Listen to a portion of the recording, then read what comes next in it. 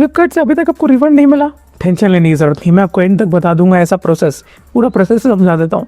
देखिए, आपको सबसे पहले ये समझना है कि आपके प्रोडक्ट का रेफरेंस नंबर क्रिएट हुआ है कि नहीं। कैसे चेक करते हैं पहले वो देख लेते हैं। सबसे पहले अपना फ्लिपकार्ट ओपन करना है, ओपन करने के बाद अकाउंट, अकाउंट से बाद ऑर्डर, ऑर्डर में जो भी प्रोडक्ट का आप रिफंड ढूंढ रहे हो उस पर क्लिक करना है।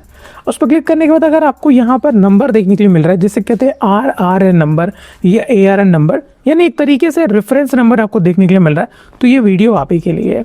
चलिए बात करते हैं। तो ये नंबर तभी क्रिएट किया जाता है जब फ्लिपकार्ट पैसा आपके अकाउंट में डाल दिया है, ठीक है। अब ये नंबर आप कितना भी फ्लिपकार्ट से पूछ लो या इनसे चैट पे चले जाओ, उससे आगे तो जा नहीं पाओगे। तो अब करना क्या है, अब इसी नंबर से आपको बैंक से पता लगाना है कि आपका पैसा आया है या नहीं आया है।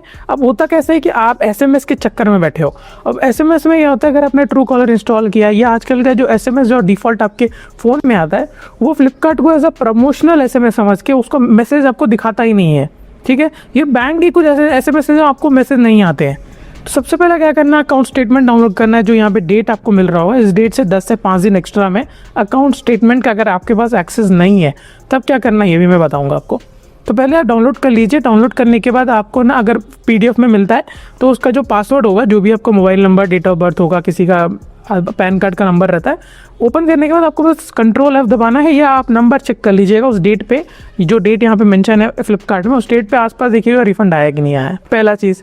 दूसरा चीज़, या तो आप अपने बैंक के कस्टमर सर्विस पे कॉल कर लीजिए। सबसे बेहतरीन तरीका यही है। इसमें जब आप एक कॉल करोगे, कॉल करने के बाद आप डायरेक्ट उनसे पूछ सकते हो कि मेरे पास एक रेफरेंस नंबर है, चेक कर लीजिए पेमेंट आया है कि नहीं। आपको ये बात नहीं, पूरा कहानी बताने की ज़रूरत नहीं है कि फ्लिपकार्ट में मैंने ऑर्डर किया था, मेरा पैसा नहीं है, ऐसे कुछ ज़रूरत नहीं।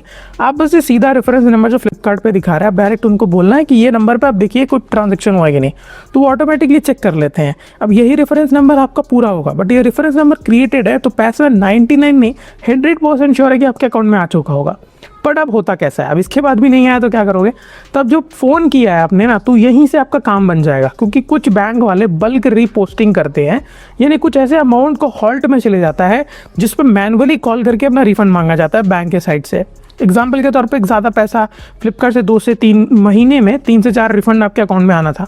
अब यूजुअली ऐसा होता नहीं है, बट कुछ कुछ यूज़र्स को ये प्रॉब्लम हुआ है कि ज़्यादा 3-4 पैसा रिफंड होने वाला था, तो क्या करता है SBI के केस में या कोई भी बैंक में इसे हॉल्ट कर लेते हैं। मैनुअली कस्टमर कॉल करेगा तो बल्क रीपोस्टिंग के नाम पे आपको रिफंड देखने के लिए मिल जाएगा, पहला चीज़। तो आपको करना क्या है, अगर रेफरेंस नंबर स्टेटमेंट में नहीं आ रहा है, कॉल करके पूछ लीजिए। कॉल में भी नहीं आ रहा है तो इसका मतलब वो बल्क रिपोस्टिंग में जा चुका है। फिर आप कॉल करके डायरेक्ट बैंक में कॉल कर ही चुके हो। बट एक चीज़ याद रखना, जब भी बैंक को कॉल कर रहे हो तो गूगल से नंबर मत लेना, हो सके तो उनके ऑफिशियल नंबर से ही लेना, या अगर आपके पास RM का नंबर है, यानी आपका रिलेशनशिप मैनेजर का नंबर है, तो उनसे लेना। हालांकि वो कोई मतलब का नहीं है, बट वहाँ से डायरेक्ट कस्टमर केयर का नंबर आप ले सकते हो। बट कभी भी गूगल के जो टॉप रिजल्ट से आता है उनसे मत लेना, वो कभी कभी फ्रॉड करने वाले का भी नंबर वो लोग पैसा दे के ऊपर रख देते हैं। तो हमेशा ऑफिशियल वेबसाइट से डाउनलोड करना। अगर नहीं तो आप नीचे कमेंट में अपना बैंक का नाम दे दीजिए, मैं ऑफिशियल नंबर आपको डायरेक्ट सेंड कर दूंगा जल्द से जल्द। और भी कोई डाउट है बेझिझक आप कमेंट सेक्शन में पूछ सकते हो। मिलते से नए फ्रेश एपिसोड में, तब तक के लिए बाय।